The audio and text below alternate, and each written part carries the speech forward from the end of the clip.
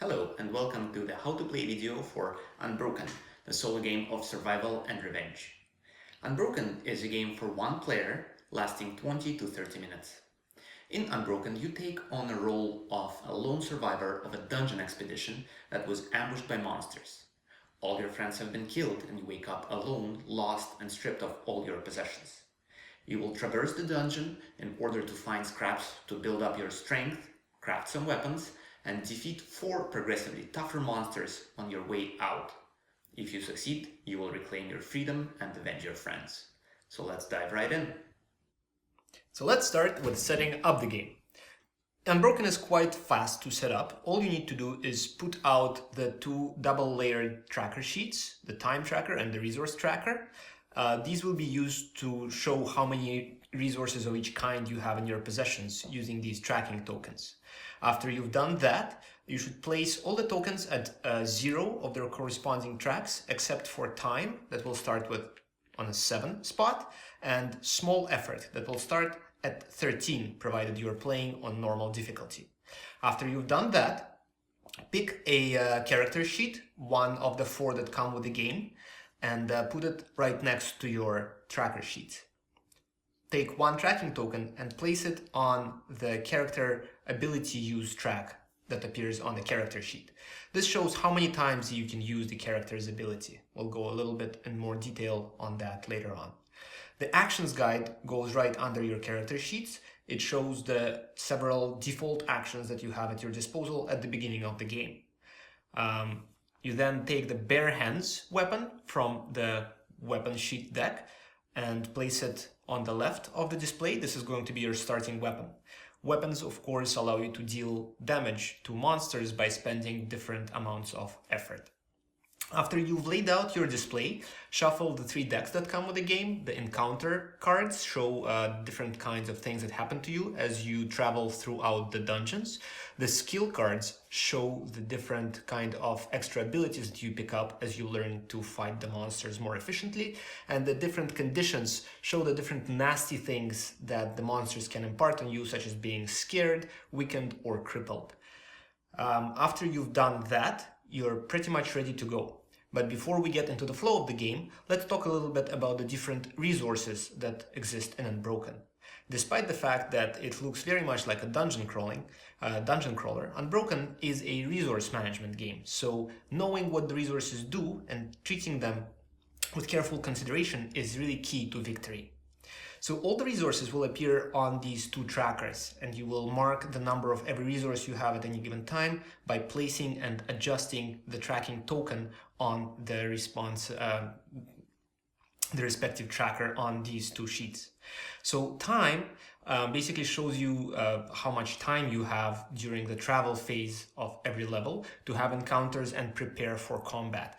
As time goes on, it will go down to 0. If it gets to 0, you will be ambushed. The monster armor and health shows how much of these parameters the monster still has left, so you will need to break through all the armor and deplete all of the monster's health to defeat it. Then the most important resource in the game is effort.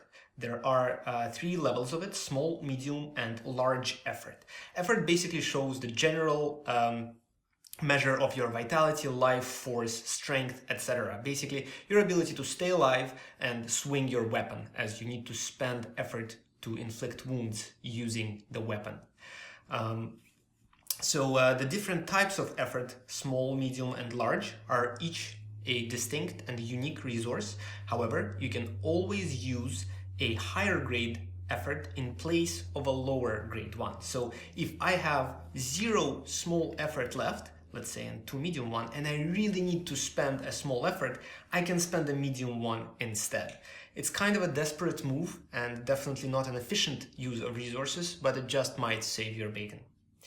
Finally, the rest of the resources serve the following purpose. Cunning is used to trick monsters and learn more about them. Metal and wood are used to craft better weapons because you don't want to go until the end of the game punching people and the monsters in the face. Food is something you will need to eat every level unless you want to lose effort to starvation.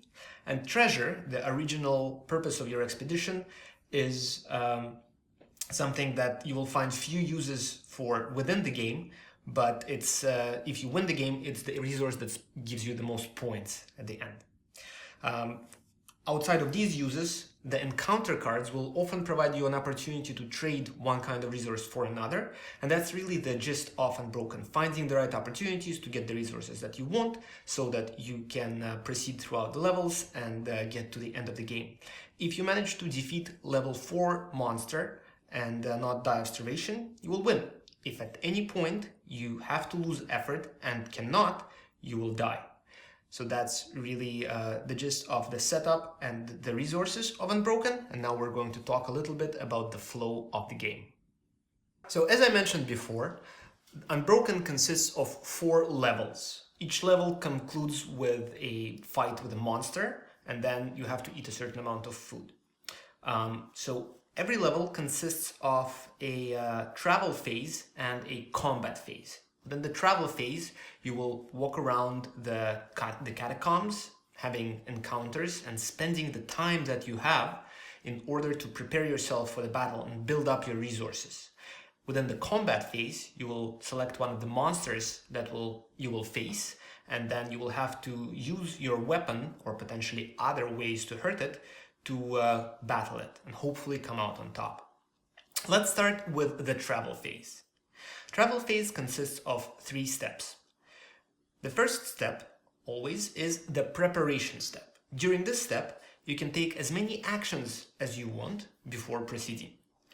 Actions basically allow you most of the time to exchange one type of resource for another. You start with a certain amount of default actions listed on your actions guide. These are a surefire way to get some additional resources from the basic one that you have, but they offer an inefficient exchange rate.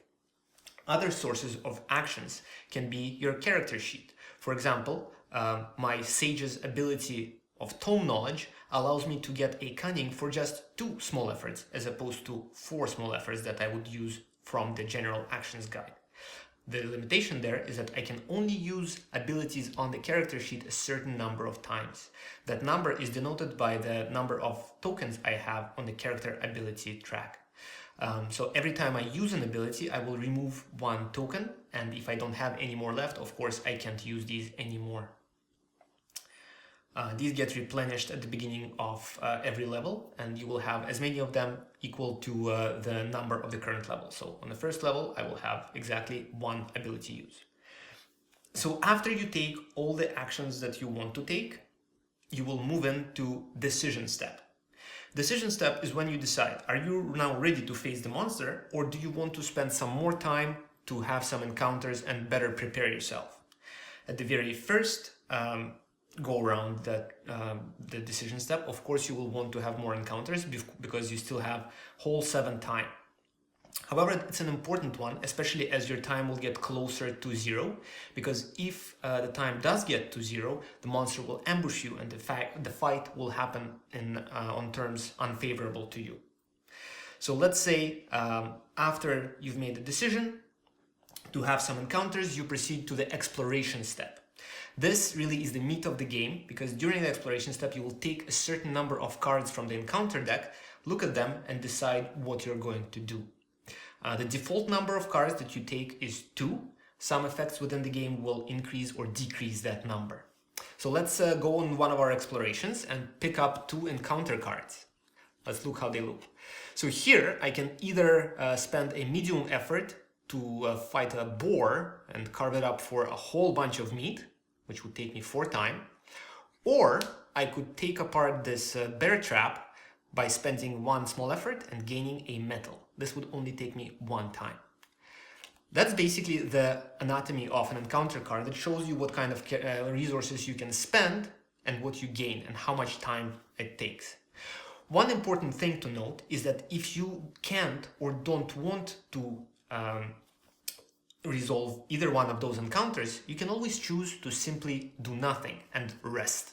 If you do that, you will spend amount of time on the chosen card, but you will not perform the exchange. Instead, you will just gain small effort equal to the number of time that you spent. It's a somewhat suboptimal move, but it gives you the universally useful small effort. So especially if you're in a situation where you can't take advantage of an encounter, it's a useful way to make sure your time does not go to waste. So in this case, I don't have a medium effort, and this is too much food for me anyway. I don't want to spend 4 time, so I will say that I will spend 1 small effort, so I will adjust my tracker, and I will gain 1 metal here. This cost me 1 time, so my time tracker goes down to 6. After I have resolved the encounter cards, I put them aside. We go back now to the preparation step again. At this point, basically you check whether your time has reached 0. If at any point during the travel phase your time does reach 0, the game immediately switches to the fight, the combat phase, where the monster will ambush you. If you still have time at the end of the exploration step, you will continue the sequence of preparation, decision, exploration, until either you decide that you're ready for the fight or your time runs out. It's important to note that time can run out not only from encounter use of time, but also from your actions. So for example, upgrading your weapon also takes time. So you have to be mindful to not run out of time using actions during the preparation step. But let's continue our example. So we are in the preparation step right now. So I can still take some actions. And since I have this metal from the bear trap, I want to use it to craft a knife. So crafting a knife costs 1 metal and 1 medium effort. Crafting a weapon, of course, is one of the actions available to me from my general actions guide. So whenever I want to craft a weapon, to upgrade it to a new one, I can refer to the weapon sheet, which usually lists a couple of different upgrade options, spend the required resources, and find and place a new weapon on top of this one. So let's do that now. So I have my metal. I also need a medium effort. I currently don't have one. However, I can gain one by spending 4 small efforts to gain a medium one. So let's say I do that during my preparation step, 1, 2, 3, 4, and I gain a medium one. There is no limit on the number of actions you can take during this step. Now I'm all set, so I have my metal and my medium effort, so I will spend a metal, a medium effort, and 2 time, as my weapon sheet indicates. 1, 2, I'm down to 4 time. So at this point, I can take the knife, and it is now my active weapon. Better weapons offer more favorable ways to spend effort to inflict wounds, so you will want to make sure you're well armed for the challenges ahead. Since I'm still in the preparation step, I see here that certain knife attacks require cunning, which I currently don't have. So I think I will use my tome knowledge from the character sheet to spend 2 more small efforts, 1, 2, bringing me down to 6, to gain a cunning just in case. Of course, I remember to remove a tracking token when I do that. I can no longer use character abilities this level. So that seemed like enough preparation, so I will now go into the decision step. Am I ready to fight the monster? I still have 4 time, so I'm going to say that not quite, and have another exploration. Take a look at the top 2 cards that I have here. So I can either bury a dead friend, because of course all my friends have been murdered by monsters here, and exchange a medium effort into a large one, preparing myself for a truly heroic feat. Or I can eat some suspicious sickly looking berries and spend a small effort to gain a food. Both things take 1 time.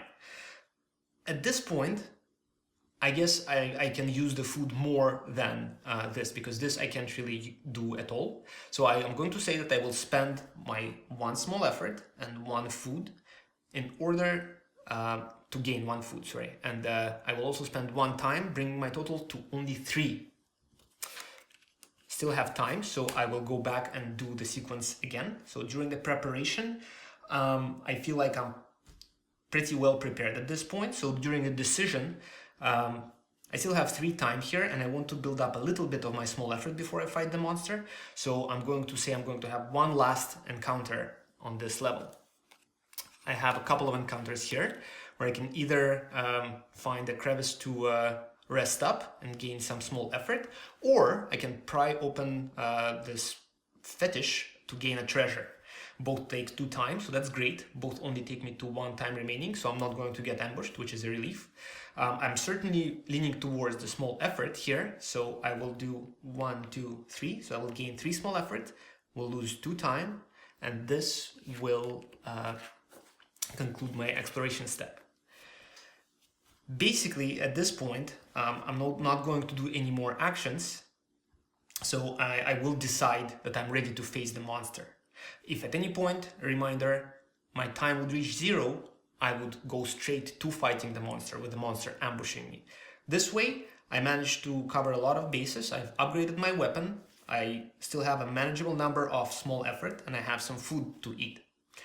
So that's really the goals that you need to pursue throughout the travel phase. A couple of things to remember. Remember that you can always rest through an encounter, so if you don't want to perform any of the exchanges, you can just spend 2 time to gain 2 small effort. If at any point your time reaches 0, the monster ambushes you. In some cases, some sort of an effect will instruct you to commit to the next encounter. What that means is that next exploration step is something you have to do, and also, so you can't decide to fight the monster, so you will only take 1 card, and you will have to perform the exchange on the card, if you're able, of course. So in this case, I wouldn't be able to perform this exchange, I don't have any treasure. Interesting to point out is that if you're committed to an encounter, you can't rest, which is in this case is a bit of a relief because because the time value of this card is a 0, I don't lose any time. But if it would be anything higher, I would not be able to benefit from the exchange, and I would lose some time as well. I think that covers everything about the travel phase, and now we can move on to the combat phase. As a reminder, you can only get there in 2 ways. Either you decide that you're ready to fight the monster during the decision step, or you run out of time, time gets to 0, and the monster ambushes you.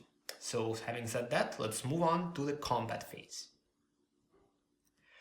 The first thing you do during the combat phase is reveal the monster that you are going to fight. One thing I should have mentioned during the travel phase is that there is a general action available to you that would enable you to reveal the monster during the travel phase, and that's the scouting general action. It's a very important action to always keep in mind, because if you know which monster you're going to fight, you can prepare yourself and collect the resources according to the challenge ahead. However, you can always not spend the resources that scouting requires, go in blind and hope for the best. So in this case, I have not scouted, so I don't know which monster I'm facing, so I'm going to randomly determine which one it is. I take this sweet looking die and roll it to get a 5. So I will take the cards, the monster cards corresponding to the level that I'm on, level 1, and I will look for the little markings here that will correspond to the result that I rolled. So I'm looking for a 5, and the 5 gets me a shrieking fungus, a personal favorite of mine. So let's go over what that means after you decide which monster you're going to fight. First, I'm checking if there is any effect for me to keep in mind. I don't see any response or passive effects, so it's just going to be a straight up battle between the 2 of us. I see that it has 3 health, so I will start by placing his health at 3. And then I look at a couple of its characteristics. So first, every monster will have an ambush effect. So if during the travel phase my time got to 0 and the monster gets to ambush me, this effect would kick in. Because I chose to fight the monster, it doesn't get to ambush me. Next thing is a trickery cost. Most monsters will have a cost listed that allows you to bypass the monster. So for example, you might be able to give some food or use your cunning to avoid fighting with the monster at all. There are pluses and minuses to that kind of strategy, because fighting the monster gets you reward, but it also consumes your resources. So that's something that you have to think about when you decide whether you're going to trick a monster or not. With the shrieking fungus, the decision is made for you, because you cannot trick it, because it is in fact a mushroom, and mushrooms are notoriously difficult to trick. So in some cases, trickery will not be an option. If you do choose to trick the monster, you skip the fight entirely, you do not gain any rewards, and you go straight to the hunger step.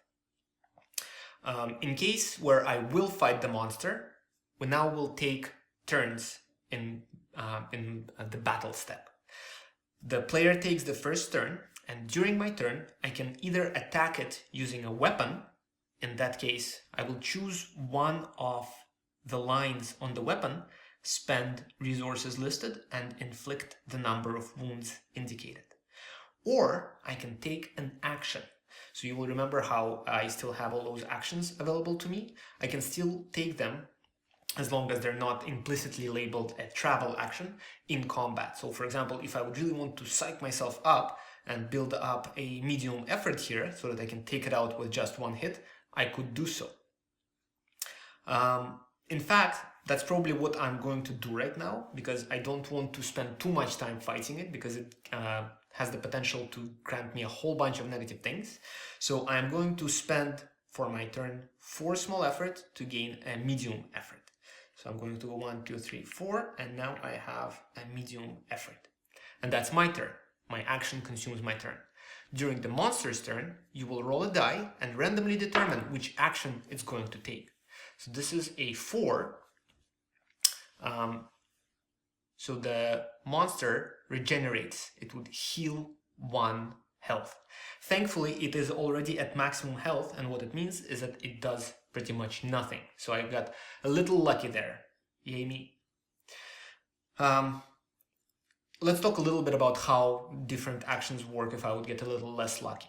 So in some cases, it would instruct you to lose a certain amount of time or effort. So if I would roll a 1, I would need to lose the indicated number of effort here. In this case, it would be 1, so I would adjust my tracker. If I would roll 2 or 3, it would force me to lose some time.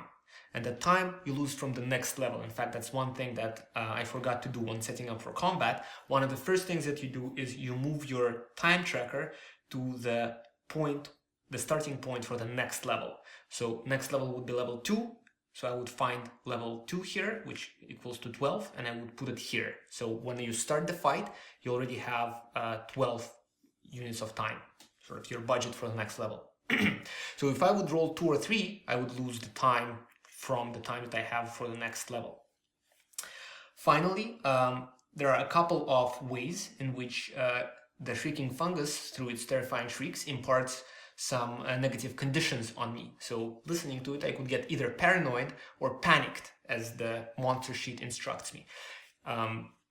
So there are a couple of ways in which you can gain a condition. In this case, it says for level 2. That means that if I would roll, let's say, a 5 and become panicked for next level, I would take the panicked condition and I would place it next to the monster, noting that this will take effect only for the next level. Another way to gain a condition would be immediately. If that happens, then I would find the condition and place it in my play area, noting that this is now in effect. However, so this did not happen, thankfully. Because the monster rolled basically a harmless thing for me, it is now my turn again. So I am looking at different ways in which I can hurt it. I know it has 3 health, so I want to take it out with just 1 swipe. So to do that, I have an opportunity to spend 1 medium and 2 small efforts and deal 3 wounds to it. So I'm going to do that. 1 medium and 1, 2, 3 small efforts. I deal 1, 2, 3 wounds, bring it to 0, and the monster is defeated. If at any point you bring the monster to 0 health, the monster is defeated and you won. It's notable that some monsters will have armor. Armor has to be broken before you can inflict any wounds onto the monster. This will become more relevant during the higher levels. Most weapons will have a special line dedicated to breaking armor, so you will need to first get rid of all the monster's armor before you can hurt it. It's worthy to note that there are some skills that also allow you to inflict wounds, often by finding creative and violent uses for other resources like metal, wood, or cunning. Some of those skills even allow you to bypass the armor in inflicting the wounds. Always refer to the instructions on the skills to make sure you have a clear idea of how they work and how you can best take advantage of them. After I have defeated the monster, I will look at the reward field here and gain all the items, all the resources that are listed here. So I will gain 1 food, I will gain 1 cunning, and I will have 3 small effort, which is great because I was starting to run a little low there. The skill icon reminds me that after a victory in combat, I get to pick a new skill. I take 2 cards and look which one of these I like more. So I can either become a wrecker, allowing me to better bust through monsters' armor, or I can learn to be a poison master, which would allow me to spend cunning to inflict wounds. Interestingly, just like I was saying before, this skill bypasses armor. So this is a great skill for me to have because I already have a couple of cunning, and as a sage, I can get even more cunning. So I will definitely learn how to use some poisons to hurt monsters. After you've earned the new skill, you will move on to the hunger step. Remember that if you trick the monster, you skip the battle, skip the rewards, go straight to the hunger. During the hunger step, you need to eat amount of food equal to the current level. So in this situation, I'm on level 1, so I need to eat only 1 food. Thankfully, I have food, so I will gladly eat it. Every food that you eat restores 1 small effort. So in this case, because I ate 1 food, my small effort goes from 4 to 5. If I would not be able to eat that food, or I would choose not to eat that food, who knows, maybe you're trying to save some food for later, you would lose small effort because you're starving. The first food that you would not be eating would only cost you 1 small effort. However, the more food you're missing, the harsher the penalties become. So the first food costs you 1 small effort. The second food that you fail to eat would cost you 2 small efforts. The third food, 3 small efforts, etc. So for example, if I would just finish level 3 and I would have no food on me, I would lose a total of 6 small efforts, which can be pretty devastating and would actually be enough to kill me in this situation. Because for 3 missing food, I miss 1 for the, I lose 1 small effort for the first missing one, 2 for the second, and 3 for the third, for a total of 6. So make sure you plan ahead and have at least some food with you. Of course, if you have been unlucky or did not think through, it can be that you don't have enough effort to lose based on the starvation. If that happens, you just died of hunger and lost the game. Also, if during the battle, at any time you have to lose small effort or any effort and cannot, that also means that you died of wounds. The shrieking fungus, of course, is not a very dangerous opponent. Its main dangers lie in the fact that it forces you to lose time or imparts negative conditions. It's very, very unlikely that you're going to be, it'll kick you to death, but it's still very important to keep in mind that you have to keep a healthy supply of effort with you. Once the battle is done, I will discard the monster sheet and prepare myself for the next level. As I already mentioned, my time should have been put on the beginning of next level at the very start of combat. I will now make sure that I recharge my character ability uses to the new level that I'm entering. So because I'm about to begin level 2, I will start with 2 charges of ability use. And at this point, I would discard any conditions that I would have for the previous level, and I would apply any of the conditions that were imparted on me for the next level. If you recall, there was that panicked condition, wherever it was. Of course, I've lost it.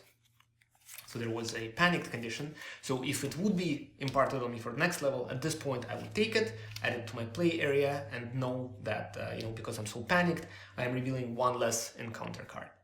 And I would go back right into the travel phase, where I would again go through the sequence of the preparation, decision, and exploration step, using my time to build up my effort more, possibly crafting weapons to upgrade further, because a knife can be further upgraded into a sword or a spear, possibly scouting to understand what kind of enemy awaits me at the end of level 2. And generally just trying to build myself up so that I'm ready. Ultimately, when the time runs out, or once I decide I'm ready, I would face the second monster, battle would begin, and again, the same way I would either trick it or fight it, get the rewards, hopefully not starve. And this sequence of travel and combat phases would continue until either I get to the 4th level and defeat the final boss, or I cannot lose enough small effort or any effort, and basically, in that case, I die of starvation or wounds. That's really the general flow of Unbroken.